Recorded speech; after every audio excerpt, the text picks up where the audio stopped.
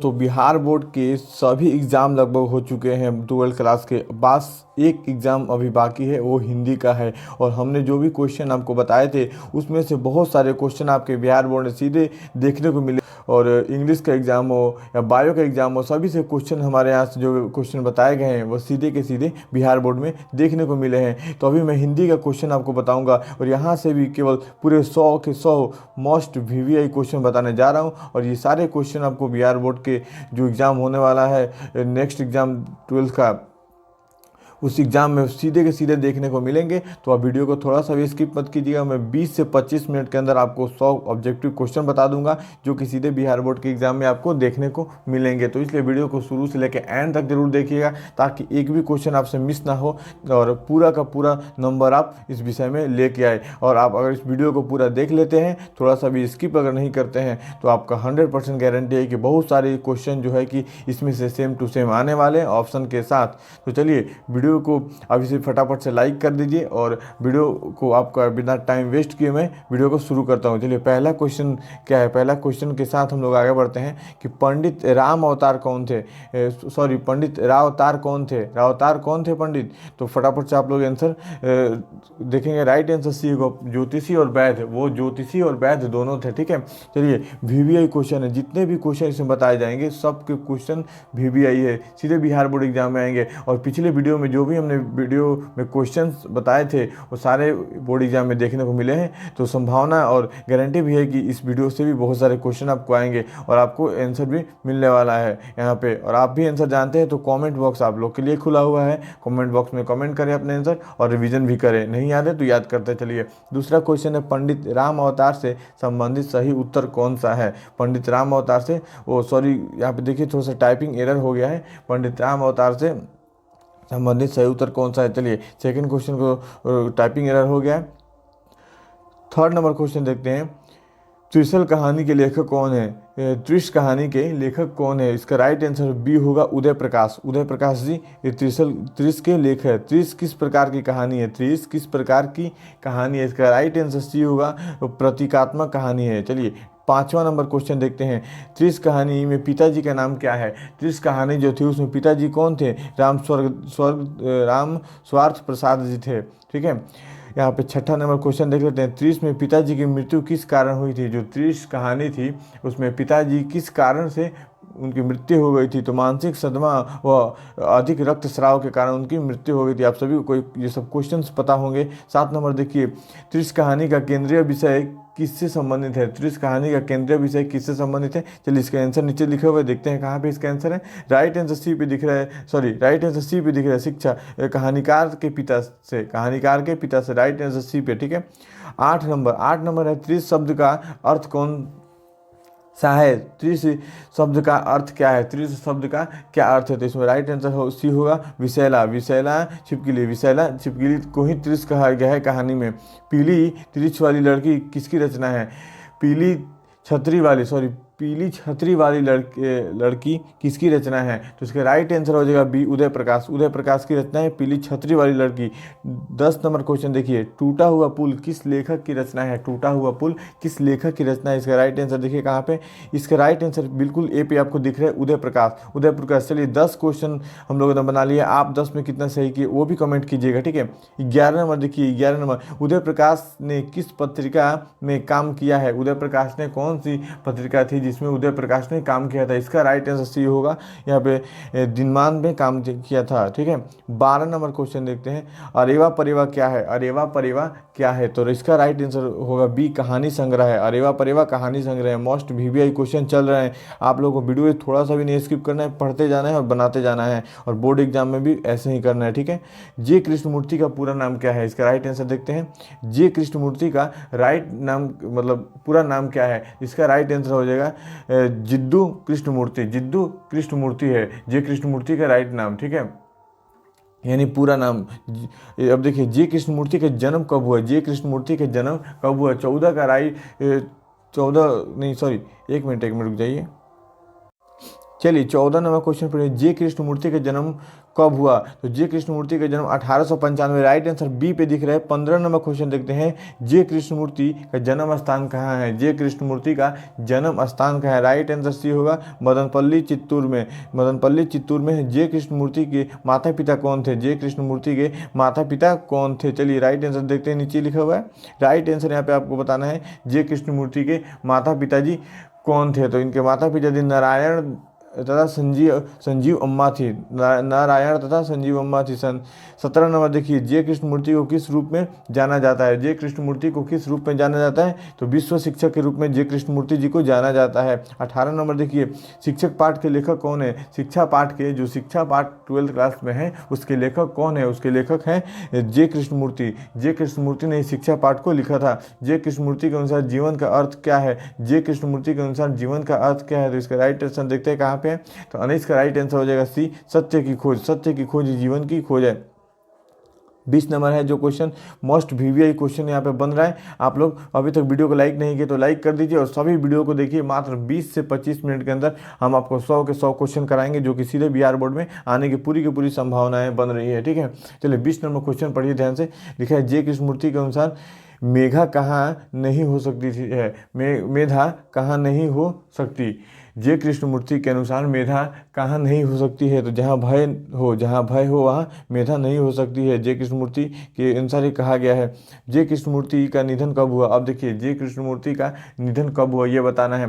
Right answer इसका भी 1986। जे कृष्णमूर्ति का जन्म, यहाँ पे देखिए 22 number, the first and last freedom किसकी पुस्तक है? The first and last freedom किसकी पुस्तक है? The first and last freedom किसकी पुस्तक है? तो यहाँ पे राइट आंसर आपको बताना है चारों में से कि द फर्स्ट फ्रीडम किसकी पुस्तक है। तो इसका राइट आंसर सी हो जाएगा, जे कृष्णमूर्ति जी का है। जे कृष्णमूर्ति जी का है। चलिए, मलिक मोहम्मद जैसी किस काल के कवि थे? मलिक मोहम्मद जैसी भक्ति काल के कवि थे। राइट आंसर बी होगा। 25 देखते हैं, पद्मावत की भाषा क्या थी? पद्मावत जो लिखा गया है इसकी भाषा क्या थी? तो उसकी भाषा थी अवधी। राइट आंसर आपको सी पे दिख रहा है। राइट आंसर आपको सी पे दिख रहा है। चलिए 25 जायसी किस परंपरा के कवि थे? जायसी किस परंपरा के कवि थे? इसको तो इसका राइट आंसर बी होगा। ठीक है, राइट आंसर बी हो जाएगा। Right answer B. 26 number question देखते हैं, जायसी किस शाखा के कवि थे? जायसी किस शाखा के कवि थे? तो जैसे प्रेम मार्गी कवि थे। जायसी प्रेम मार्गी कवि थे। 27 का देखते हैं, 27 का राइट आंसर क्या होगा?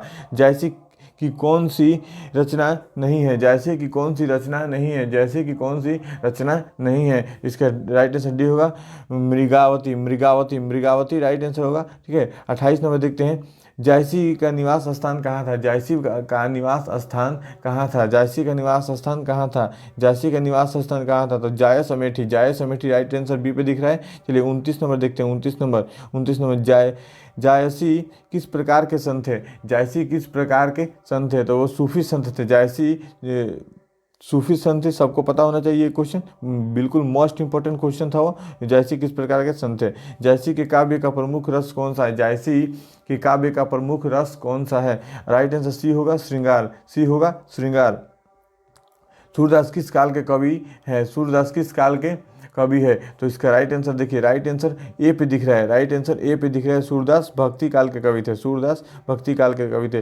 सूरदास, यहाँ पे देखिए, सूरदास की भाषा क्या थी? सूरदास की भाषा ब्रज थी। सूरदास की भाषा ब्रज थी। ब्रज भाषा के सूरदास कवि थे। सूरदास के गुरु कौन थे? सूरदास के गुरु कौन थे? 33 नंबर क्वेश्चन है, सूरदास के गुरु कौन थे? तो वल्लभाचार्य गुरु थे सूरदास के। बिल्कुल इजी क्वेश्चन है और यही क्वेश्चन बिहार बोर्ड में पूछे जाते हैं। सूरदास किस रस के कवि माने जाते हैं? तो सूरदास किस रस के कवि माने जाते हैं? तो राइट आंसर यहाँ पे देखिए, वात्सल्य राइट आंसर सी पे दिख रहा है। चलिए 35 नंबर, सूरदास किस की रचना है? सूरसागर किसकी रचना है? सूरसागर किसकी रचना है? चलिए कमेंट कीजिए फटाफट से, सूरसागर किसकी रचना है? सूरसागर तो सूरदास की रचना है। ठीक है, सूरसागर से सूरदास याद कर लीजिएगा। 36 नंबर क्वेश्चन, सूरदास का जन्म कहाँ हुआ है? सूरदास का जन्म कहाँ हुआ है? 36 का राइट आंसर होगा शाहीग्राम में। 37 साहित्य लहरी किसकी रचना है? साहित्य लहरी किसकी रचना है? साहित्य लहरी किसकी रचना है? फटाफट से आंसर बताइएगा, साहित्य लहरी किसकी रचना है? राइट आंसर भी इसका होगा सूरदास। ठीक है, 38 नंबर, तुलसीदास का मूल नाम क्या था? तुलसीदास का मूल नाम क्या था? तुलसीदास का मूल नाम क्या था? राम बोला, राम बोला। तुलसीदास का मूल नाम राम बोला था, राम बोला। 39 का राइट आंसर क्या होगा? तुलसीदास की पत्नी का क्या नाम था? तुलसीदास के पत्नी का क्या नाम था? तो रत्नावली, रत्नावली। तुलसीदास जी के पत्नी का नाम था रत्नावली। फटाफट से आप लोग याद करते चलेगा, नहीं याद होगा तो कमेंट करिएगा और आंसर को और नोट डाउन भी करते चलिएगा। चलिए 40 नंबर, तुलसीदास के दीक्षा गुरु कौन थे? तुलसीदास को दीक्षा किसने दिया था? दीक्षा किसने दिया था? तो 40 का राइट आंसर हो जाएगा बी, नरहरिदास। नरहरिदास जी ने तुलसीदास को दीक्षा गुरु थे। 41 नंबर देखते हैं, तुलसीदास के दीक्षा शिक्षा गुरु कौन थे? वो दीक्षा गुरु थे नरहरिदास, और शिक्षा गुरु कौन थे? तो शेष सनातन, शेष सनातन जी थे, वो शिक्षा गुरु थे। 42 नंबर क्वेश्चन देखिए, रामचरितमानस की भाषा क्या थी? तुलसीदास के द्वारा सबसे वायरल यानी सबसे महत्वपूर्ण पुस्तक है रामचरितमानस, और उसकी भाषा क्या थी? ये क्वेश्चन में पूछा जा रहा है, तो उसकी भाषा अवधी थी। ये मोस्ट वीवीआई क्वेश्चन है, जरूर बिहार बोर्ड में आने की संभावनाएं बन रही है। देखिए बच्चों, हमारे द्वारा बताए गए जो भी क्वेश्चन है, हम गारंटी नहीं करते हैं कि यही पढ़ लो और यही आएगा, क्योंकि ये सारे बातें बच्चों को फंसाने के लिए बताई जाती है कि ये क्वेश्चन पढ़ लो यही आएगा। अगर इतना होता तो मैं आपको 100 के 100 क्वेश्चन वही बता देता जो सीधा सीधा बिहार बोर्ड में आने वाली है। सभी लोग केवल गेस कर सकते हैं। यूट्यूब पे जितने भी टीचर पढ़ा रहे हैं या मैं पढ़ा रहा हूँ, सभी लोग केवल गेस कर सकते हैं ये क्वेश्चन आने वाला है या आ सकता है। और बहुत सारे गेस क्वेश्चन लड़ भी जाते हैं। अगर किसी को भी कंफर्म पता होता है कि ये क्वेश्चन आएगा, तो वो डायरेक्ट उतना ही क्वेश्चन का वीडियो बना के डाल देता है। आपको 100 200 400 क्वेश्चन नहीं कराते। तो आप बिल्कुल भी पागल नहीं बनना है आपको कि ये सर बता रहे हैं तो इनका 100% 100 में से 100 लड़ ही जाएगा, ऐसा कुछ नहीं होता है। सभी बच्चे इस बातों का ध्यान रखेंगे। सभी टीचर्स अपने हिसाब से गेस करते हैं, और जिन टीचर का मार्क्स या क्वेश्चन लड़ जाता है उनकी कोई बात मतलब हो जाती है। ठीक है, तो आप लोग बिल्कुल ध्यान से इस वीडियो को देखिएगा। क्या पता इसमें से 40-50 क्वेश्चन हमने करा दिया और 50 क्वेश्चन हो सीधा सीधा बिहार बोर्ड में लड़ जाए, ये बस केवल संभावनाएं बन रही है। तो आप लोग कहीं पे भी जाकर फंसिएगा नहीं, जो भी राइट वीडियो है देखिए, और यहाँ पे आपको केवल 100% 100% राइट आंसर बताया जा रहा है, और संभावनाएं है कि इसमें से क्वेश्चन आ सकती है। ठीक है, तो आप भी वीडियो को पूरा जरूर देखिएगा, और अभी भी लाइक नहीं किया तो लाइक कर दीजिए। चलिए 42 नंबर क्वेश्चन पढ़िए ध्यान से।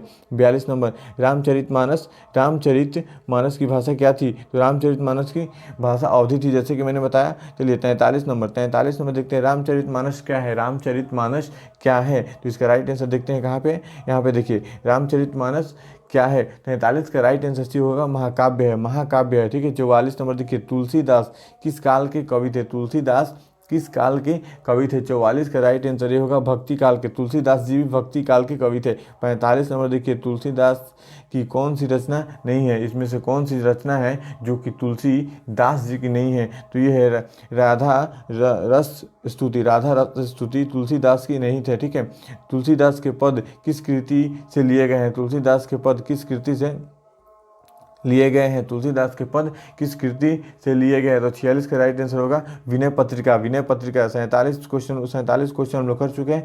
मोस्ट वीवीआई क्वेश्चन है। चलिए वीवीआई क्वेश्चन है 2026 यानी हिंदी के एग्जाम के दिन आप लोग इस वीडियो को जरूर दोबारा से देख के जाइएगा। आपका 100% है कि बहुत सारे क्वेश्चन इस वीडियो से आएंगे, ऑप्शन के साथ आएंगे। 47 नंबर देखिए, तुलसीदास को किस प्रकार का कवि माना जाता है? तुलसीदास को किस प्रकार का कवि माना जाता है? 47 का राइट आंसर भी होगा समन्वयवादी। समन्वयवादी कवि माना जाता है। 48 देखिए, 48 नाभादास की प्रमुख रचना कौन सी है? नाभादास की प्रमुख रचना कौन सी है? तो भक्तिमाला। भक्तिमाला नाभादास की प्रमुख रचना है, भक्तिमाला। भक्तिमाला। 49 नंबर क्वेश्चन देखिए, 49 नंबर, नाभादास का अस्थायी निवास कहाँ था? नाभादास का अस्थायी निवास वृंदावन। बिल्कुल ईजी क्वेश्चन है, ईजी क्वेश्चन आ चुका है। ठीक है, और ऐसे ही क्वेश्चन बिहार बोर्ड में पूछे जाते हैं। आपको डरने की बिल्कुल भी जरूरत नहीं है, क्योंकि आप पढ़ाई पॉइंट के इस चैनल पे है, और यहाँ से ऐसे ही क्वेश्चन बताए जाएंगे जो कि आपके लिए इजी हो, और बिहार बोर्ड भी कुछ ऐसे ही क्वेश्चन पूछता है। ठीक है, छपई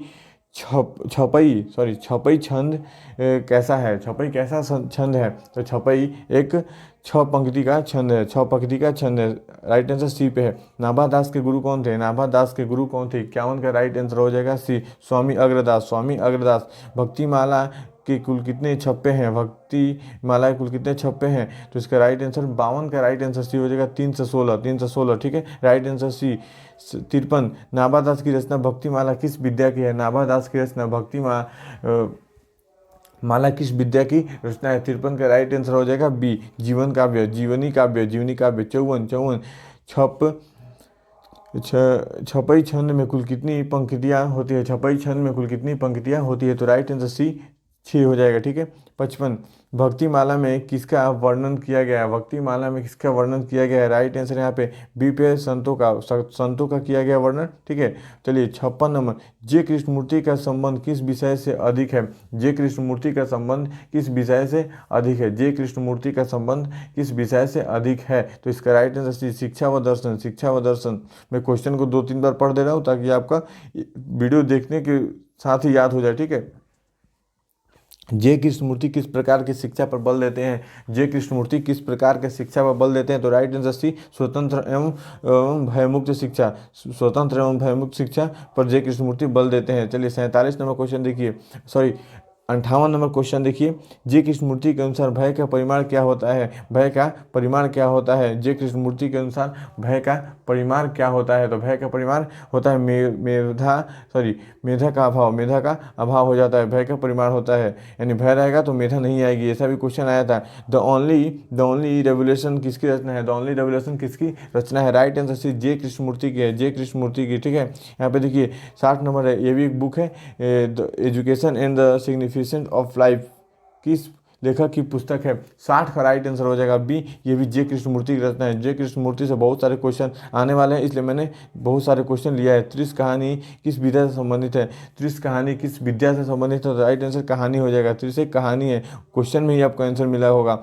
22 नंबर देखिए, त्रिश के लेखक किस रिश्ते को केंद्र में रखते हैं? त्रिश के लेखक किस रिश्ते को केंद्र में रखते हैं? तो 62 का राइट आंसर पिता का हो जाएगा, पिता को रखते हैं, ठीक है। 63 त्रिश कहानी का वातावरण कैसा है? त्रिश कहानी का वातावरण कैसा है? तो करुण और यथार्थ, ठीक है, राइट आंसर सी पे है। 64 का त्रिश कहानी में किसकी पीड़ा व्यक्त की गई है? किसकी पीड़ा व्यक्त की है? त्रिश कहानी में किसकी पीड़ा को दिखाया गया है, यानी बताया गया है, व्यक्त किया गया है? 64 का राइट आंसर हो जाएगा बी।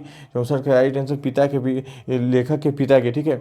65 उदय प्रकाश किस विद्या के प्रमुख लेखक है? उदय प्रकाश किस विद्या के प्रमुख लेखक है? तो कहानी के 65 का राइट आंसर भी।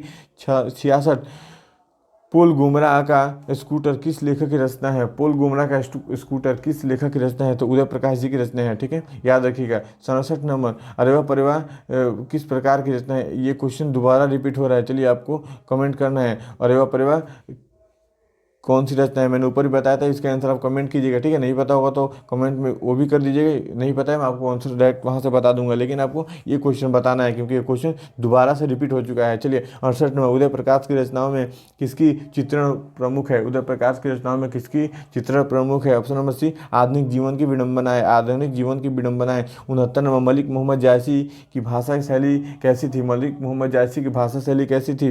तो अवधी भाषा शैली के थे। 70 नंबर, पद्मावत किस प्रकार का महाकाव्य है? पद्मावत किस प्रकार का महाकाव्य है? पद्मावत किस प्रकार का महाकाव्य है? 70 का राइट आंसर भी प्रेमाखान्य, ठीक है। 71 जायसी के काव्य में प्रेम किस रूप में मिलता है? जायसी के काव्य में प्रेम किस रूप में मिलता है? तो राइट आंसर सूफी और आध्यात्मिक, सूफी और आध्यात्मिक, क्योंकि जायसी जी सूफी के कवि थे, एक सूफी कवि थे, ठीक है। 72 में, जायसी के काव्य का मुख्य उद्देश्य क्या है? जायसी के काव्य का मुख्य उद्देश्य क्या है? तो ईश्वर से प्रेम, ईश्वर से प्रेम ही जायसी के काव्य का मुख्य उद्देश्य है। 73 नंबर देखिए, सूरदास किस भक्ति शाखा से संबंधित है? सूरदास किस भक्ति शाखा से संबंधित है? इसका राइट आंसर कहाँ पे है? देखिए इसका राइट आंसर है बी पे, कृष्ण भक्ति। सूरदास जी कृष्ण भक्ति से। सूरदास के काव्य का मुख्य विषय क्या है? सूरदास के काव्य का मुख्य विषय क्या है? तो इसका राइट आंसर होगा कृष्ण लीला, कृष्ण लीला। 75 देखिए, 75 क्वेश्चन पर हम लोग आ चुके हैं। सूरदास किस मार्ग से जुड़े हैं? सूरदास किस मार्ग से जुड़े हैं? इसका राइट आंसर पुष्टि मार्ग। चलिए 75 मोस्ट वीवीआई क्वेश्चन हो चुके हैं, मात्र 25 क्वेश्चन और बचे हैं, और 25 क्वेश्चन को आपको बिल्कुल नहीं छोड़ के जाना है। वीडियो को शुरू से लेके और एंड तक आप लोगों ने यहाँ तक देख लिया तो आगे तक भी देखेगा, यानी अगर आप वीडियो को यहाँ तक देख रहे हैं तो आपका बिल्कुल इंग्लिश, हिंदी और इंग्लिश सब्जेक्ट में 80 से ज़्यादा यानी 90 तक मार्क्स आ सकता है, उससे भी ज़्यादा 90 प्लस भी मार्क्स आएगा अगर आप वीडियो को यहाँ तक देख लिए हैं। तो चलिए आप लोग सभी लोग बच्चे, पढ़ने वाले स्टूडेंट इस वीडियो को जरूर देख रहे होंगे। सूरदास के पदों में किस भाव की प्रधानता है? सूरदास के पदों में किस भाव की प्रधानता है? सूरदास के पदों में किस प्रकार के भाव की प्रधानता है? तो 76 का राइट आंसर हो जाएगा सी, ठीक है। वात्सल्य, वात्सल्य राइट आंसर सी होगा। 77 सूरदास किस भक्ति शाखा के कवि है? सूरदास किस भक्ति शाखा के कवि है? तो राइट आंसर बी, राम भक्त के कवि थे। तुलसीदास 78 नंबर, तुलसीदास की भाषा शैली कैसी है? तुलसीदास की भाषा शैली कैसी है? तो अवधि एवं ब्रज, राइट आंसर सी पे दिख रहा है, राइट आंसर सी। 79 तुलसीदास का जन्म किस शताब्दी में हुआ? तुलसीदास का जन्म किस शताब्दी में हुआ? इसका राइट आंसर देखिए, राइट आंसर क्या होगा? राइट आंसर इसका सी, 16वीं शताब्दी में, 16वीं शताब्दी में होगा। 80 नंबर देखते हैं, विनय पत्रिका किसकी रचना है? विनय पत्रिका किसकी रचना है? तुलसीदास की है। इसी से ही तुलसीदास का पद लिया गया था। ये क्वेश्चन रिपीट हो रहा है। तुलसीदास की रचनाओं में किसकी संबंध में है? तुलसीदास की रचनाओं में किसकी संबंध में है? तो भक्ति और ज्ञान की, भक्ति और ज्ञान की, भक्ति और ज्ञान की, ठीक है। चलिए 82वां क्वेश्चन देखते हैं। 82 नंबर क्वेश्चन पे हम लोग आ चुके हैं। तुलसीदास के अनुसार आदर्श पुरुष कौन है? तुलसीदास के अनुसार आदर्श पुरुष कौन है? तुलसीदास के अनुसार आदर्श पुरुष कौन है? ऑप्शन नंबर देखते हैं कहाँ पे। तुलसीदास के अनुसार आदर्श पुरुष राम जी है। ऑप्शन नंबर सी पे दिख रहा है, ठीक है। 83 नंबर, रामचरितमानस का नायक कौन है? रामचरितमानस का नायक कौन है? तो राम जी है। रामचरितमानस के नायक श्री राम है। रामचरितमानस 84 नंबर क्वेश्चन देखिए, 84 नंबर देख लीजिए क्वेश्चन फटाफट से। रामचरितमानस कितने कांडों में विभक्त है? रामचरितमानस कितने कांडों में विभक्त है? ठीक है, रामचरितमानस कितने कांडों में विभक्त है? तो राइट आंसर सी 7 होगा, 7 कांडों में विभक्त है। 85 नंबर देखिए, भक्ति काल के कवियों की प्रमुख प्रवृत्ति क्या थी? भक्ति काल के कवियों की प्रमुख प्रकृति क्या थी? तो राइट आंसर इसका देखिए बी, राइट आंसर इसका बी होगा, भक्ति, ठीक है। चलिए 86 नंबर देखते हैं, भक्ति में किस रस की प्रधानता रही है? भक्ति काल में किस रस की प्रधानता रही है? तो भक्ति काल में भक्ति रस की प्रधानता रही है। बिल्कुल इजी क्वेश्चन है। 87 देखिए, सूरदास और तुलसीदास किस काल के कवि थे? सूरदास और तुलसीदास किस काल के कवि थे? मोस्ट वीवीआई क्वेश्चन है, इसको बिल्कुल नहीं भूलना इस क्वेश्चन को। सूरदास और तुलसीदास किस काल के कवि है? 87 का राइट आंसर हो जाएगा बी, भक्ति काल के कवि थे, ठीक है। जायसी और सूरदास में क्या समानताएं थी? जायसी और सूरदास में क्या समानताएं थी? तो वो एक काल के कवि थे, ठीक है। 89 नंबर क्वेश्चन, नाभादास का साहित्यिक योगदान किस क्षेत्र में है? नाभादास का साहित्यिक योगदान किस क्षेत्र में है? नाभादास का साहित्यिक योगदान यहाँ पे जीवन और भक्ति जीवन परिचय में है, भक्ति जीवन परिचय में है। 90 नंबर क्वेश्चन, बिल्कुल 90 क्वेश्चन करा चुके हैं हम अभी। भक्तिमाला हिंदी साहित्य के किस परंपरा से जुड़ी है? भक्तिमाला हिंदी साहित्य के किस परंपरा से जुड़ी है? 90 का राइट आंसर भी होगा भक्ति काव्य। जे कृष्णमूर्ति के अनुसार सच्ची शिक्षा का लक्ष्य क्या है? जे कृष्णमूर्ति के अनुसार सच्ची शिक्षा क्या है वो? तो अब फटाफट से आंसर देख लीजिए। जे कृष्णमूर्ति के अनुसार सच्ची शिक्षा वही है पूर्ण विकास, मानव के मस्तिष्क का पूर्ण विकास, अपने जीवन का पूर्ण विकास ही सच्ची शिक्षा का मान्य है। जे कृष्णमूर्ति किस प्रकार के स्वतंत्रता पर बल देते हैं? तो जे कृष्णमूर्ति किस प्रकार के स्वतंत्रता पर बल देते हैं? तो राइट आंसर मानसिक स्वतंत्रता पर वो बल देते हैं, और देना भी चाहिए। 93 नंबर देखते हैं क्वेश्चन, जे कृष्णमूर्ति का दर्शन किस पर आधारित है? जे कृष्णमूर्ति का दर्शन किस पर आधारित है? 93 का राइट आंसर सी होगा आत्मबोध पे। 94 क्वेश्चन देखिए, त्रिश कहानी किस भाव से अधिक जुड़ी है? त्रिश कहानी किस भाव से अधिक जुड़ी है? त्रिश कहानी किस भाव से अधिक जुड़ी है? त्रिश कहानी किस भाव से अधिक जुड़ी है? मैं यहाँ पे 3-4 बार क्वेश्चन दोहरा रहा हूँ क्योंकि आप वीडियो देखने के क्रम में याद हो जाए और आपको याद ना करना पड़े, ठीक है। करुण, ठीक है, इसका राइट आंसर बी होगा। 95 नंबर देखिए, उदय प्रकाश की कहानियों की भाषा कौन सी थी? उदय प्रकाश की कहानियों की भाषा कौन सी थी? जिसका होगा सहज और बोलचाल भाषा। तो इस कहानी आधुनिक जीवन में किस पक्ष को दिखाती है? 96वां का राइट आंसर होगा पारिवारिक। 96 का राइट आंसर पारिवारिक पीड़ा। तो इस कहानी में पारिवारिक पीड़ा को दर्शाया गया है। यहाँ पे देखिए 97 क्वेश्चन, जायसी के काव्य में प्रतीक किसके लिए प्रयुक्त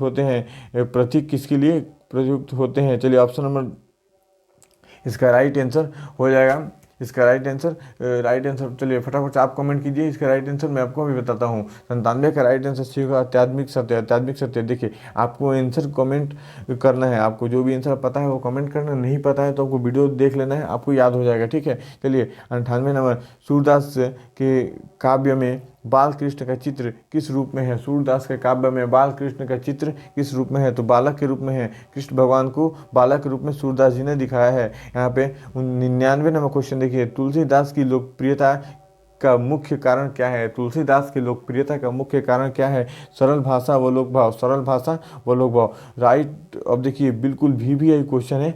100 नंबर क्वेश्चन हम लोगों ने कंप्लीट कर लिया है। हिंदी साहित्य में भक्ति काल का महत्व किस कारण है, हिंदी साहित्य में भक्ति काल का महत्व किस कारण है।